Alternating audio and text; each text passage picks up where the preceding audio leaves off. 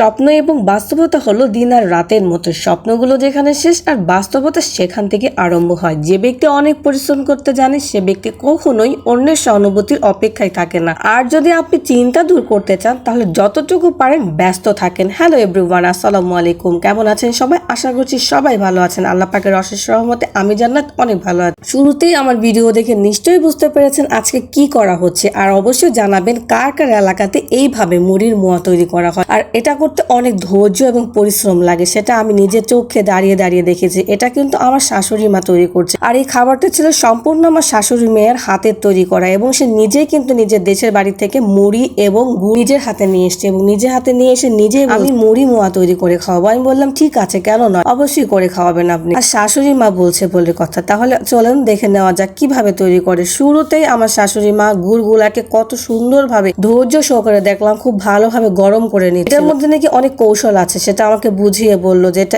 ভালোভাবে না করলে এটা নাকি কখনোই মোয়া হয় না। তবে সব কাজই কঠিন, সব কাজই সহজ নয়। কিছু কাজ আমরা সহজ করে ভেবে নিই যে এটা মনে হয় খুব সহজ একটা কাজ, কিন্তু আসলে না। চাইলেই কিন্তু আমরা কঠিন কাজকে সহজ করতে পারি এবং সহজ কাজকে কঠিন করতে পারি, কিন্তু সেটা ধৈর্য এবং সাহসের প্রয়োজন। যত দিন যাচ্ছে আর ততই মনে হচ্ছে শেখার কোনো শেষ নাই এবং শেখার কোনো বয়স নাই। জন্ম থেকে মৃত্যু পর্যন্ত শেখার কোনো শেষ নাই। যত দেখছি ততই অবাক হচ্ছে, যত কিছু নতুনত্ব সামনে আসছে তত কিছু অভিজ্ঞতা বাড়ছে। এটা সবার ক্ষেত্রে আমি জানি হয়ে থাকে, কারণ এই নতুনত্ব অভিজ্ঞতাকে পার করতে, অতিক্রম করতে কত যে কষ্ট হয়, সেটা হোক ভালো আর সেটা হোক মন্দ। ভালো হলে তো কোনো কথাই না, কারণ ভালো সময় পার করতে খুবই ভালো লাগে, কিন্তু কঠিন মুহূর্তগুলো পার করার সময়, বিপদের সময় কেউ পাশে থাকে না। কারণ আমি অনেক কিছু দেখেছি জীবনে, আমার লাইফে অনেক কিছু শিখেছি, কারণ আমার ছোট্ট জীবনে আমার অনেক অভিজ্ঞতা আছে। কারণ আমি অনেক কষ্ট পেতে পেতে এই পর্যন্ত অনেক কিছু অভিজ্ঞতা নিয়েছি। বাস্তবতা এমনই, কিছু কিছু সময় একা একা পথ চলা ভালো, কারণ একাকিত্বের মধ্যে চরম অভিজ্ঞতা থাকে, আর সেই অভিজ্ঞতা থেকেই আমার এতগুলো কথা। যাই হোক,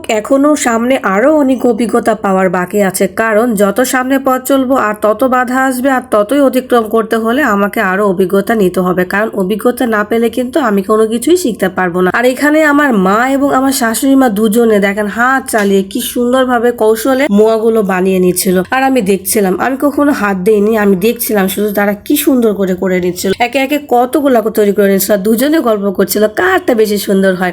তো সবকিছু মিলে কিন্তু মোয়াটা খুবই মজা ছিল। আমি তো খেয়েছি শুধু, আমি বানিয়ে দিই। তবে আমি কিছু অভিজ্ঞতা নিয়েছি, আর অভিজ্ঞতা থেকে এতগুলো কথা বলেছি। জীবনে অভিজ্ঞতার কোনো শেষ নেই। আজকে সবকিছু মিলিয়ে আমার ফুল ভিডিওটা কেমন লেগেছে বন্ধুরা অবশ্যই কমেন্ট করতে জানাতে ভুলবেন না। আর যদি ভালো লাগে আমার ফুল ভিডিওটা লাইক, কমেন্ট এবং শেয়ার করে অন্যকে দেখার সুযোগ। ততক্ষণ পর্যন্ত আমার ফেসবুক সকল সহকর্মী অনেক অনেক ভালো থাকবেন এবং সুস্থ থাকবেন। দেখা হবে আগামী নেক্সট কোনো ভিডিওতে। আর ততক্ষণ পর্যন্ত সবাই ভালো থাকবেন, সুস্থ থাকবেন। আর আজকের মতো বিদায় নিচ্ছি। আল্লাহ হাফিজ।